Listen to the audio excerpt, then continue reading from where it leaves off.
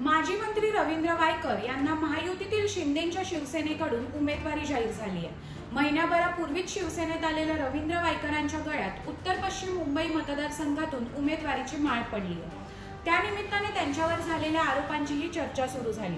पण आपण कोणावरही टीका न करता मी काय करू शकतो त्यावर मतं मागणार असल्याचं वायकरांनी सांगितलंय।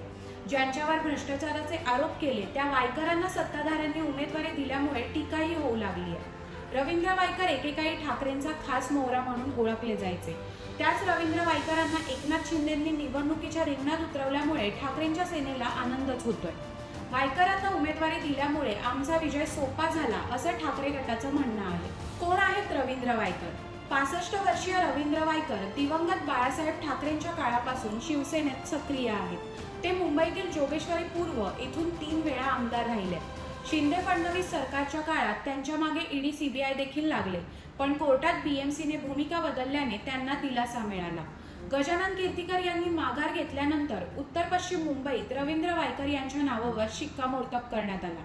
तर आता त्यांच्या विरोधात ठाकरेंच्या शिवसेनेतील ईडी कारवाईला सामोरे जाणारे अमोल कीर्तिकर अशी लढत आपल्याला पाहायला मिळणार आहे। हा व्हिडिओ तुम्हाला कसा वाटला आम्हाला कमेंट्समध्ये नक्की सांगा आणि लोकशाही मराठीला फॉलो आणि सबस्क्राईब करायला विसरू नका।